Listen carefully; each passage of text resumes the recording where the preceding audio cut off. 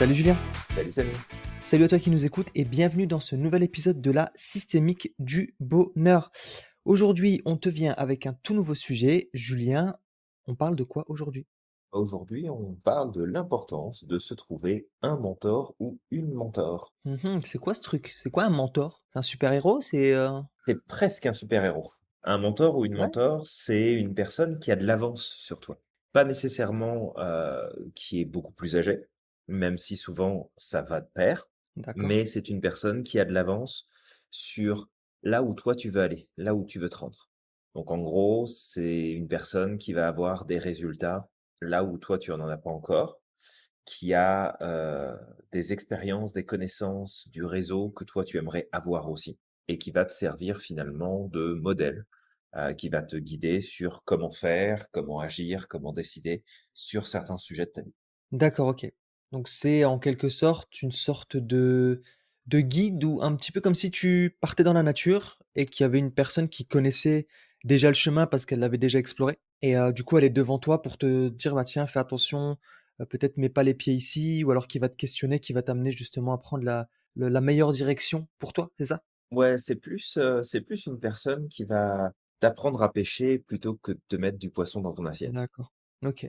Ah, c'est pas mal, j'aime bien l'idée. J'aime bien l'idée. Du coup, en fait, c'est quelqu'un qui responsabilise Ouais, et qui complètement, n'assiste pas. tout OK. à fait et qui laisse aussi la liberté de se planter ou la liberté de faire des erreurs parce que, hem le mentor ou la mentor n'est pas là pour t'asséner une vérité, mais plus pour dire: «Regarde, voilà moi comment est-ce que je m'y prends, voilà par où je Mmh. passe, voilà comment je fais les choses et pourquoi c'est important pour moi de les faire comme ça. Pourquoi j'estime que ça compte, pourquoi j'estime que c'est valide».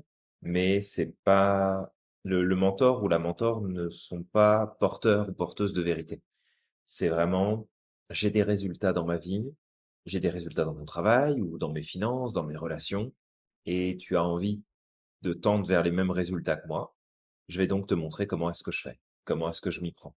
Je vais te OK. partager, mon système de valeurs, mon système de croyances, je vais te partager ma vision des choses et après derrière, bah, tu prends ou tu prends pas.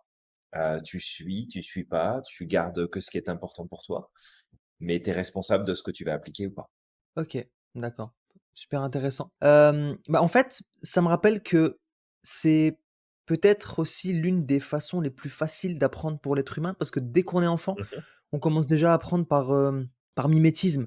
Enfin, je dis encore une fois mimétisme, mais c'est-à-dire qu'on s'inspire de quelqu'un et souvent quand on est enfant, c'est, bah, nos figures, parentales. Ça peut être le papa, la maman, les oncles, les personnes avec qui on vit, les grands-parents, par exemple. Mmh mh. Mais quand on est enfant, par nature, de façon totalement naturelle, bah, on s'iden alors je vais utiliser le mot «identifier», mais c'est peut-être pas le bon mot, mais quand on est enfant, justement, on est ju dans cette phase d'apprentissage.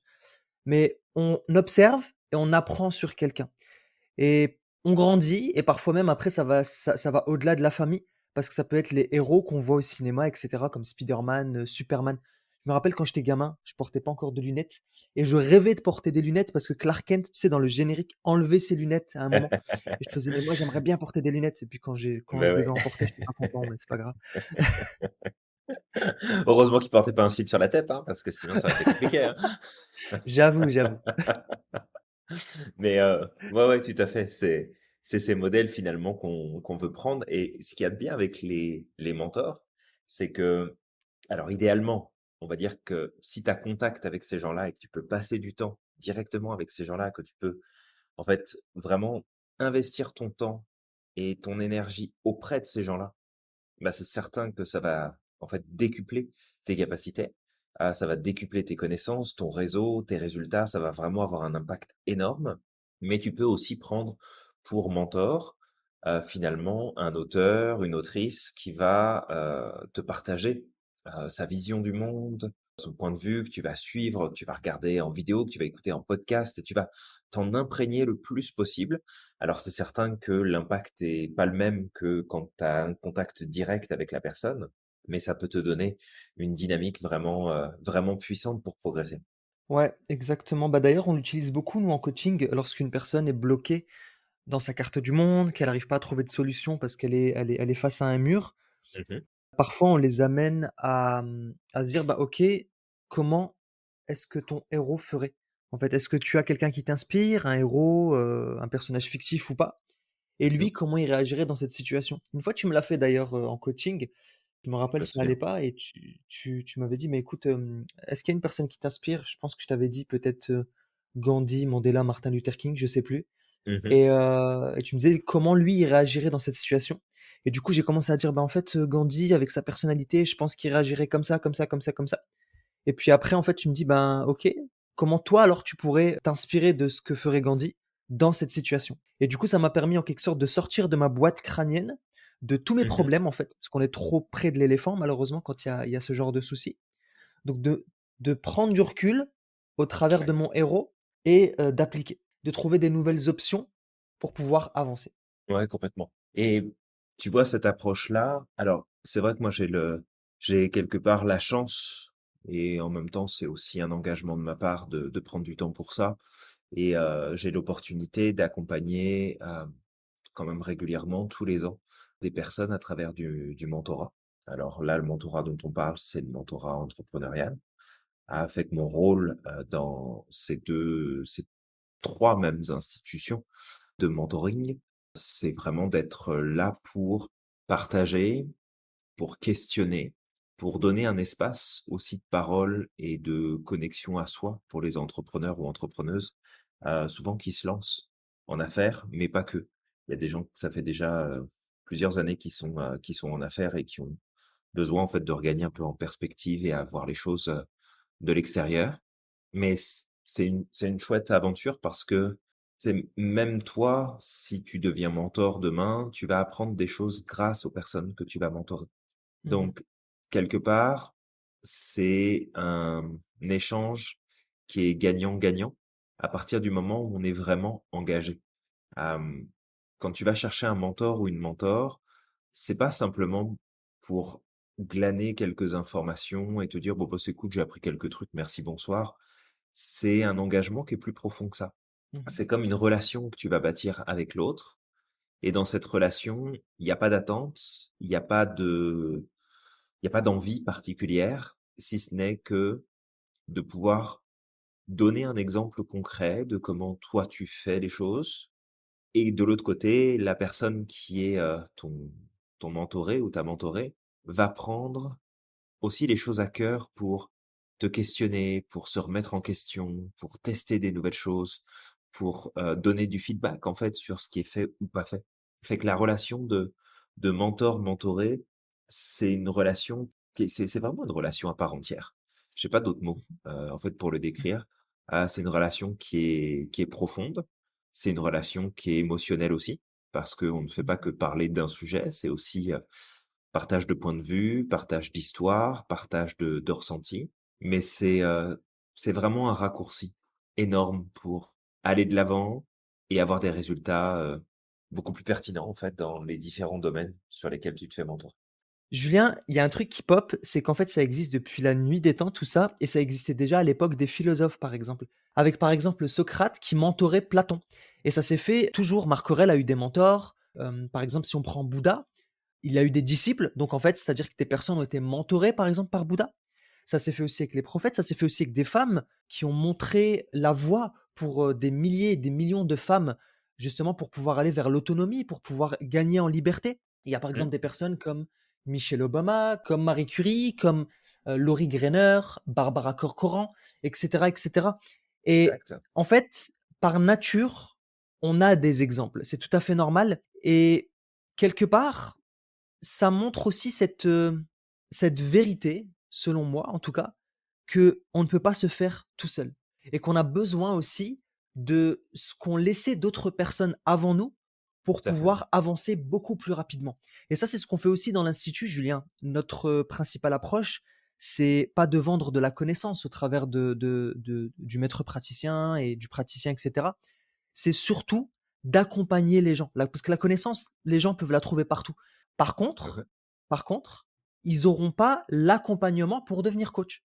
Ils auront pas les différentes erreurs qu'on a pu accomplir, par exemple, pour Tout à pouvoir fait. arriver beaucoup plus facilement vers l'expertise. C'est-à-dire que nous, on est juste là pour aider les gens à aller plus rapidement vers l'expertise Mmh mh. et ça, il y a peu de gens qui le proposent et ça s'appelle du mentoring Et on l'a fait récemment, par exemple, avec le coaching professionnel qu'on fait justement pour nos élèves, pour pouvoir leur faciliter le fait d'aller vers, l'expertise, d'ouvrir leur entité. Tout à fait. Ben, ce qui s'est passé, c'est que beaucoup se sont rendus compte à quel point, en fait, tu leur permettais de gagner, moi-même d'ailleurs, parce qu'après moi je t'ai comme mentor depuis 2 ans, Julien. Et le truc, c'est qu'on se rend compte à quel point, en fait, tu nous empêches de passer par les mêmes erreurs que toi. C'est-à-dire que pendant 10 années d'entrepreneuriat, tu as fait plein d'erreurs, tu t'es trompé, tu as refait des choses, tu as dû, à certains moments, revenir en arrière pour repartir dans un autre chemin, pour apprendre de tes erreurs. Bah, en fait, toi, tu as pris toutes tes erreurs comme ça, tu nous les, exposes et tu nous empêches de passer par là. Donc du coup, en fait, c'est une sorte de raccourci et c'est ça, en fait, le mentoring. Le mentor va te permettre de prendre un raccourci. Exactement. Et ce raccourci-là, de bien comprendre aussi que en fonction des mentors qu'on va choisir, bah, il y a des mentors qui vont plus nous correspondre que d'autres. Et Ouais. c'est important d'être aussi au clair avec les valeurs, les besoins qui sont défendus, la vision qui est défendue. Parce que quand on va prendre un mentor ou une mentor, bah, on va se rattacher à une vision, on va se rattacher à quelque chose qui appartient à la personne qu'on veut suivre. Et c'est important de bien prendre ça en compte, de pas seulement s'intéresser à quels sont les résultats de cette personne. Et si les résultats m'intéressent, alors je vais suivre cette personne. Mais peut-être que le chemin pris, peut-être que la dynamique qui est prise ne te correspondra pas du tout parce que, bah, en fait, tu ne peux pas, tu peux pas suivre le même plan, tu peux pas suivre la même vision parce elle ne te parle pas, elle ne te correspond pas. Tu te vois pas respecter finalement certains préceptes, certains principes et ça peut jouer énormément dans la balance. Parce que si tu ne peux pas adhérer et partager, plus exactement, à la vision des choses du monde de ton mentor ou de ta mentor, ça va être vraiment difficile d'intégrer comment cette personne l'a fait. Parce que on ne fait pas que copier le comportement. On ne fait pas que copier les stratégies. En fait, on intègre ces éléments-là comme faisant partie de nos propres stratégies. On peut en tester d'autres, on peut les améliorer, on peut les modifier, mais le but de d'être suivi ou de suivre, plus exactement un mentor ou une mentor, c'est aussi de se dire: «Il y a un système de pensée, il y a un système de croyance, il y a un système de perception des choses, du monde, qui fait que cette personne-là en arrive là où elle en arrive». Si c'était juste une question de j'applique une stratégie qui est marquée dans un bouquin, je suis de A à Z ce qu'il y a à faire, ben, on aurait des gens qui excelleraient dans tous les domaines sans exception. Mais les stratégies, les techniques, les outils à utiliser, les points à mettre en place, ce n'est qu'un infime détail, c'est un détail d'organisation parce que tout ce qu'il y a derrière est aussi, voire même plus important. Parce que tu peux prendre n'importe quelle stratégie, si tu n'as pas entre les mains le système de croyances, le système de valeurs, le système de besoins, le système de réflexion, de positionnement, d'attitude, de réaction de la personne qui applique cette technique-là, bah, tu auras pas finalement les résultats que tu veux.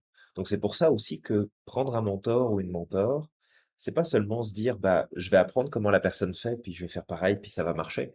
Souvent, c'est des relations qui s'étendent sur plusieurs mois, voire sur plusieurs années, même dans l'idéal, parce que c'est là, en fait, que tu vas vraiment t'imprégner de ce qui se passe.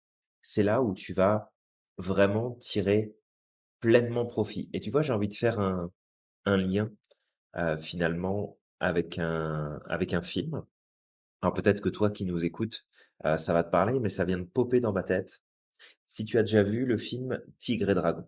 Dans ce film, on a une jeune femme qui a accès à des manuscrits qui sont, très anciens et qui sont presque même, sacrés, secrets aussi et qui permettent de d'apprendre des techniques de combat, des techniques puissantes et en fait, elle n'a que, finalement, le contenu du texte, mais elle n'a pas toute la philosophie qu'il y a autour. Elle n'a pas tout ce qui tourne autour.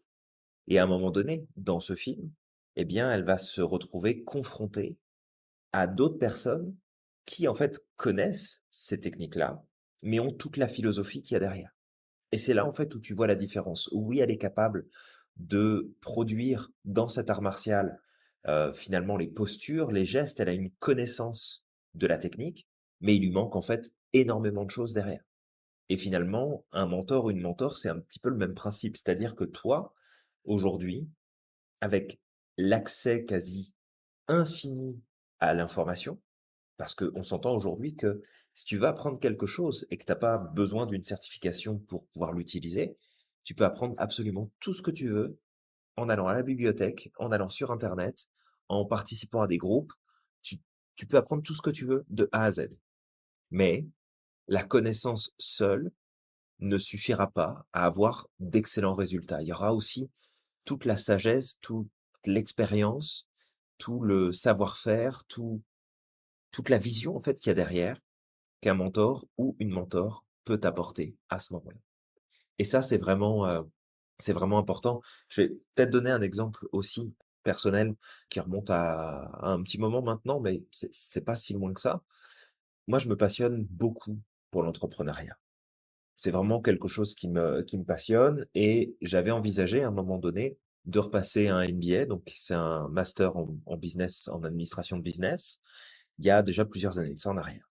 Puis j'avais regardé les programmes, j'avais regardé ce que j'allais apprendre et cetera et puis ça me tentait pas trop, en fait, de devoir retourner sur un banc d'école à ce moment-là pour ça, pour apprendre des choses qui n'allait pas nécessairement me servir sur certains points, puis surtout tomber dans de la théorie pure et dure et en fait devoir me retrouver à réapprendre des nouvelles choses sur le terrain. Donc bref, je la fais courte, mais j'ai décidé: «OK, bah, je vais apprendre par moi-même, je vais aller chercher de l'information, je vais aller me former, je vais vraiment aller chercher plein de choses». Donc finalement, mon MBA, j'ai commencé à le préparer de mon côté parce que j'étais pas en recherche d'une certification quelconque. Je voulais avant tout avoir une meilleure compréhension des choses et comprendre comment les choses fonctionnaient, de façon à pouvoir mieux gérer, mieux comprendre, mieux anticiper. Bref. Et puis il y a des sujets qui me paraissaient vraiment flous, qui me paraissaient, trop théoriques dans la connaissance pure. Et là, j'ai décidé de prendre un mentor.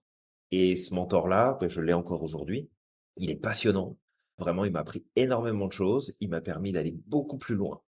Parce que de lui, j'ai pas seulement tiré, bah, les enseignements que lui-même donnait, par exemple, à l'université de Stanford aux États-Unis, mais parce que il apportait finalement sa vision du monde, ses croyances, son système de fonctionnement et en fait, j'ai adoré, échanger avec, j'ai adoré apprendre de lui parce qu'il y a des concepts qui étaient moins clairs et d'autres plus clairs dans les cours que je suivais, mais avec lui, ça a pris une dimension qui est totalement différente et qu'en fait, cette dimension-là, elle m'a permis de comprendre et d'intégrer de façon beaucoup plus rapide et en fait, aujourd'hui, c'est intégré, c'est là, mais c'est grâce à lui. C'est pas grâce aux connaissances qui sont disponibles. De toute façon, tu as juste à chercher sur le net, puis tu as largement de quoi faire. Mais c'est grâce à lui spécifiquement, parce que, bah, ce mentor-là représente, en tout cas, je partage, je sais pas dans quel sens ça va, mais une vision de l'entrepreneuriat, une vision de la business, une vision finalement de pourquoi tu te lances en affaires, pourquoi tu veux développer une affaire, pourquoi tu veux la rendre florissante, que je partage totalement et que du coup, bah, ça passe beaucoup plus facilement et on intègre beaucoup plus facilement les choses. Totalement, Julien, je te comprends pleinement parce que c'est un peu ce que j'ai ressenti ces 2 dernières années. Après que tu m'aies coaché, donc au départ tu m'avais coaché, puis après Ouais, tout à fait. j'ai appris le maître prêt avec toi et ensuite tu m'as sélectionné justement, tu m'as choisi pour que je puisse, Waouh, the avancer à tes chosen côtés. one. Ouais, mais en même temps, j'ai sorti l'épée du rocher, Julien, donc c'est un peu normal, non? La sortie Excalibur? Bah, c'est ça. Donc heu, donc en fait, tu m'avais choisi et à ce moment-là, je me disais: «Non mais en fait, qu'est-ce qui lui prend celui-là, Je veux dire, mais moi j'ai pas d'expérience dans l'entrepreneuriat, j'ai pas l'expérience dans la création de contenu, j'ai pas d'expérience dans l'enseignement. Enfin, un petit peu, j'avais commencé à enseigner dans un incubateur, mais c'était tout nouveau et je me disais: «Mais pourquoi? Qu'est-ce qui fait que?» Et après je dis: «Bah écoute, stop, je vais le suivre et on verra. À la fin, je vais voir ce qu'il a vu chez moi» et j'ai appris pas mal de choses justement à tes côtés. Récemment dans le coaching professionnel, je me suis rendu compte à quel point, sans avoir suivi aucun cours d'entrepreneuriat, Ouais, sans, avoir d'expérience d'entrepreneuriat, ces 2 dernières années, juste en travaillant avec toi, en t'observant, en regardant comment tu t'organises, en regardant comment tu t'y prends, en Moi, échangeant avec toi. organisé? Bah, on va dire que c'est plus que moi, Julien. Toi, c'est peut-être le chaos, mais moi, c'est une catastrophe si si c'était ça. Non, non, non, quand Je sais même, faut pas je déconner, sais que c'est pas je le suis chaos. organisé quand même. Non, non, tu es très organisé, mais je te taquine, hein, je rentre dans ton je rentre dans ton jeu. Mais oui, je sais Non, bien, non, je non. sais bien. Moi, par contre, c'était un véritable chaos pour m'organiser, et je me rends compte à quel point, en fait, bah, c'est pas parfait, hein. J'ai encore du travail à faire, à ce niveau-là, mais quand même, j'ai quand même pas mal appris à m'organiser. J'ai appris aussi à utiliser un calendrier parce que moi, c'était horrible le calendrier avant. Je pouvais pas, en fait. C'est ouf. Bref, en fait, en faisant ce chemin avec toi, je me suis rendu compte récemment dans le coaching professionnel quand, tu étais, tu sais, pendant la session, qu'il y a pas mal de choses que les nouveaux, les personnes qui faisaient partie du coaching pro sont en train d'apprendre, Ouais, que j'avais, en quelque sorte, processé et appris sans m'en rendre compte, en fait. Juste, tu juste en tout à te fait, ouais. suivant sur le chemin, en t'observant, en regardant un petit Mmh. peu comment tu agis au quotidien, comment tu te comportes, comment tu fais pour gérer aussi tes émotions, comment tu fais pour enseigner.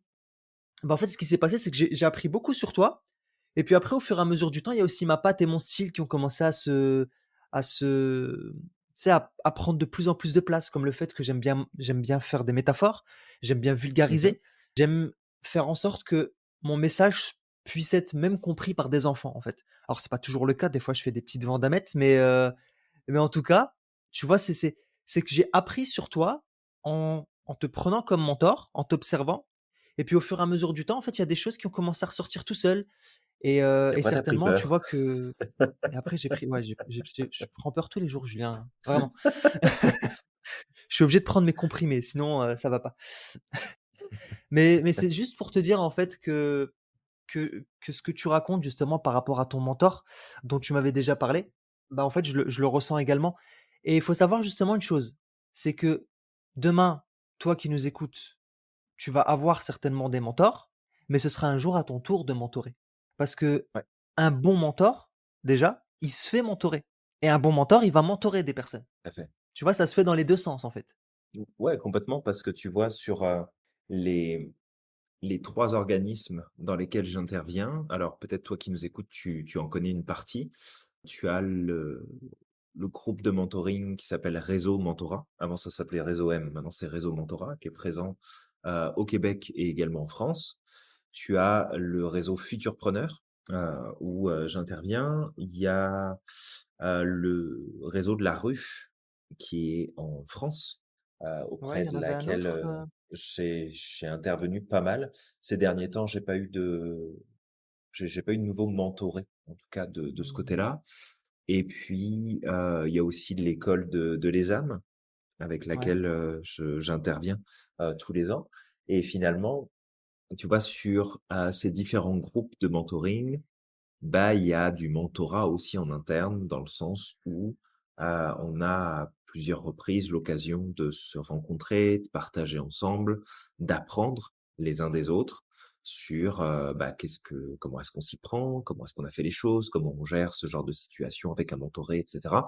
Fait qu'il y a quand même pas mal d'apprentissage qui se fait aussi, au sein même des réseaux et c'est ça qui est intéressant. C'est que tu deviens mentor, oui, mais tu es aussi, mentoré quelque part et c'est important, d'avoir un ou plusieurs modèles. Tu peux en avoir plusieurs, hein, ça c'est absolument pas incompatible, mais d'avoir plusieurs modèles qui te permettent de progresser, d'aller de l'avant, d'aller chercher plus de résultats, d'aller chercher plus de transformation. Parce que le but d'avoir des mentors, c'est pas juste, encore une fois, de faire du copier-coller, c'est d'imprégner au maximum de ce qui se passe autour de toi pour que tu puisses tendre vers de meilleurs résultats. C'est c'est un raccourci énorme que de prendre un mentor ou une mentor. ouais, Par contre, ça demande souvent un réel engagement. Parce ouais, que prendre un mentor ou une mentor, c'est pas tu vas voir la personne, tu lui demandes 1 heure de son temps et puis, voilà, tu vis le truc et puis après c'est fini, tu pars, merci, bonsoir. Parce que encore une fois, c'est une vraie relation. Donc si demain tu choisis un mentor ou une mentor, c'est du temps que tu accordes, c'est de la présence que tu accordes, c'est de l'écoute que tu accordes. C'est, de pas nécessairement questionner, chercher à modifier quoi que ce soit, mais plus t'observes, t'écoutes, t'apprends, tu découvres et tu vis l'expérience avec l'autre. Un des auteurs, par exemple, qu'on connaît beaucoup dans le milieu du développement personnel, c'est Napoléon Hill. Napoléon Hill, il a fait de sa carrière la carrière d'un écrivain. Parce que le but, c'était de répertorier et de cataloguer, d'écrire pour transmettre au plus grand nombre, eh bien, ce qu'il allait apprendre auprès de grands mentors de son époque, avec qui il a passé énormément de temps. Mais quand il a décidé de faire ça, il a décidé de le faire sans être payé. C'est-à-dire que le deal qui avait été passé, c'est qu'il allait avoir l'opportunité d'écouter, d'être présent, d'apprendre, de comprendre, de voir comment, les génies, du business à son époque, les penseurs qui allaient finalement contribuer à transformer le monde de demain, pensaient, réfléchissaient, se positionnaient, comment est-ce qu'ils fonctionnaient et lui allait en retour pouvoir utiliser tous ces enseignements-là, les écrire, les publier et ensuite gagner de l'argent là-dessus. Quand tu prends un mentor ou une mentor, il y a pas vraiment de relation, à l'argent en tant que tel parce que tu engages pas quelqu'un pour être ton mentor, mais c'est vraiment une, une dynamique dans laquelle tu t'installes et peut-être que toi aujourd'hui, sans t'en rendre compte, tu as déjà choisi un ou une mentor dans ton entourage et que tu passes beaucoup de temps avec, tu poses des questions, tu observes, tu apprends, tu écoutes et que si aujourd'hui c'est pas le cas, ben, on va t'inviter, fortement, en fait, à mettre en place une dynamique de découverte, d'apprentissage au niveau de personnes qui ont de l'avance sur toi. C'est ça le truc, c'est trouve des mentors, hommes ou femmes, qui ont de l'avance sur toi et s'ils ont de l'avance sur toi, alors ils ont des choses à t'apprendre. Mais faut aussi qu'il y ait un respect de tes valeurs, de tes besoins, un respect de la carte du monde pour que ça puisse fonctionner. Parce qu'encore une fois, c'est pas juste apprendre des outils, de la technique, c'est beaucoup plus profond que ça. Du coup, peut-être une question que je te poserai, on a déjà répondu tout à l'heure, mais vu qu'on arrive à la fin du podcast, ça peut être aussi intéressant de le rappeler. C'est que ce Mmh. mentor, est-ce qu'il doit être obligatoirement réel? Est-ce que ça peut être un personnage fictif? Est-ce que ça peut être, un personnage historique qui n'est plus de ce monde? Et comment faire du coup si effectivement c'est possible de prendre des mentors qui ne sont plus de ce monde? Comment on peut faire en fait pour pouvoir, être dans la dynamique d'être mentoré, mais au travers d'une Mmh. personne qui n'est plus là? Bah, je pense que tu peux prendre pour mentor des personnes qui ne sont plus de ce monde. Ouais, Hem, Ça va créer une certaine limite aussi parce que tu as pas ouais, moyen de pouvoir échanger, clarifier, poser des questions. exact. Donc si jamais tu prends un ou une mentor et tu as accès à des écrits, tu as accès à des vidéos, tu as accès à des audios, eh bien, une règle qui va être importante, c'est de relire, de réécouter et de revoir encore, encore, encore, encore et encore, finalement, les partages de cette personne-là. Parce Mmh. que à ta première écoute, ta première lecture, tu vas tirer probablement des conclusions sur de l'information de surface, parce que c'est ce qui est Ouais, disponible à ce moment-là. OK. À ta deuxième écoute, ta deuxième lecture, tu vas commencer à te dire: «Mais je suis pas sûr d'avoir compris ce que ça veut dire». Puis à la troisième, tu vas être encore moins sûr, puis à la quatrième, encore moins sûr, puis à la cinquième, tu vas voir autre chose, puis à la dixième, ça va recommencer et c'est se servir en fait d'un maximum d'éléments pour élargir les horizons et mieux comprendre quel est quel est ce qu'on essaye de faire passer comme message? Qu'est-ce qu'on a envie de partager à travers ce qu'on écrit, ce qu'on donne en interview, en podcast, en vidéo, en film, peu importe? Qu'est-ce qu'on essaye de donner pour pas rester en surface? Pour pas rester sur une compréhension de surface de ce qui se produit et par exemple, tu faisais, tout à l'heure référence, au aux 1 mentors de l'histoire et on en retrouve dans toutes les religions. Ouais. Mais aujourd'hui, tu peux utiliser, par exemple, les ouvrages, des différentes religions comme un médium pour Mmh mh. être mentoré sur tout un Mmh. tas de sujets Mais exact. encore une fois, est-ce que tu vas lire une fois la Torah, la Bible? Est-ce que tu vas lire Mmh, une fois, finalement le Coran? Tu vas lire une fois les écrits bouddhistes ou encore, le shintoïsme ou taoïsme ou ce que tu veux? Et dans ce cas-là, tu vas rester sur une connaissance de surface ou est-ce que tu vas le relire, le relire, le relire encore, encore, encore, encore, mais pas juste pour le lire, pour pousser ta compréhension, pour aller chercher encore plus loin, pour voir les liens que tu peux faire, pour connecter les informations entre elles et à ce moment-là, bah, tu vas pouvoir tirer des choses, tu vas pouvoir progresser, mais c'est plus compliqué que si tu avais accès directement à la personne, à l'entité qui est responsable de ce qui est écrit, de ce qui est partagé, de ce qui est vu. Fait que c'est vraiment important, je pense, de pouvoir ouais, se trouver des mentors de notre vivant, des personnes qu'on peut suivre, des personnes avec qui on peut passer du temps, des personnes avec qui on peut progresser et puis t'inspirer aussi d'autres personnes, d'autres écrits, d'autres, sources qui vont venir t'inspirer, t'apprendre plus de choses. Mais jamais une seule lecture, jamais une seule écoute. exact. Ouais, exactement.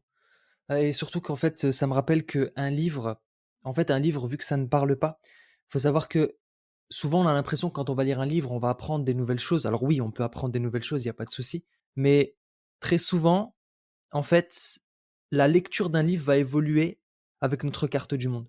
Ça veut dire que c'est comme les écrits religieux, on le dit souvent, hein, c'est une discussion que j'ai eue pas mal de fois. Si tu prends 100 personnes et que tu leur fais lire la Bible, la Torah, le Coran et que tu leur demandes: «Qu'est-ce que tu en as compris?» chacun va retenir des choses qui sont plus en accord avec leur carte du monde, voire même Tout à peut fait. interpréter les choses en fonction de comment ça se passe à l'intérieur de lui. C'est pour ça qu'une personne qui est violente, bah, potentiellement, elle va interpréter des versets bibliques de la Torah ou du Coran comme étant violents et elle va les sortir de leur contexte en disant: «Bah, Mmh. tiens, regarde, il y a marqué ça, je vais le prendre mot pour mot et ça veut dire qu'il faut que je fasse ça». Alors qu'en réalité, si tu veux aller beaucoup plus loin et si tu t'intéresses au contexte derrière un verset, parce que derrière les écrits religieux, il faut savoir qu'il y a une histoire, il y a le contexte de l'époque aussi qui compte, un contexte qui est totalement différent avec notre époque. Parfois, on juge en disant: «Non, mais regarde, c'est totalement rétrograde», mais pour l'époque, c'était totalement révolutionnaire et ça a sorti les gens à une époque de l'obscurantisme. Ça a Mmh. ramené à peut-être, parce que les hommes ont réinterprété et cetera, à de l'obscurantisme plus tard, mais juste pour dire que, en fait, un livre, quand on va le lire, son interprétation, elle va évoluer avec le temps et ça dépend de Ouais. ce qu'il y a à l'intérieur de nous. Quelqu'un qui est profondément tolérant, ah, il va lire le Coran, la Torah, la Bible, il va il va te dire clairement que ces écrits-là sont profondément tolérants. Mais quelqu'un Mmh. qui est violent, bah, il va garder peut-être les 3-4 ou les 5 de passages qui peuvent être violents, qui sont liés à un contexte de l'époque qui était déjà violent et qui était en réponse certainement à ce contexte-là et il va dire: «Ben, en fait, ça, il faut le généraliser» et c'est juste Ouais, ça, tout à c'est de fait. comprendre c'est pour ça que c'est important, effectivement, de ne pas rester juste dans un livre. C'est bien aussi d'avoir des éducateurs, des personnes qui sont là, qui peuvent répondre à tes questions, qui peuvent t'apporter des éléments manquants, qui peuvent élargir ta carte du monde, la questionner. Un Tout bouquin, à fait. ça ne va pas forcément questionner ta carte du monde. Ça peut aussi la compléter. C'est un peu comme du Tetris, tu vois? Tu as une base, bah, en fait, toi, tu vas aller chercher les éléments qui vont juste venir être en accord avec ta carte du monde, mais pas ce Mmh. qui va la remettre en question. Ouais, complètement. Bah, c'est un petit peu on pourrait prendre ici un exemple extrême comme Hitler, par exemple. Hitler a été, autodidacte sur beaucoup de points et c'est en raison aussi de cet, isolement de pensée et de ce système d'apprentissage qu'il a suivi par lui-même, où finalement il a détourné.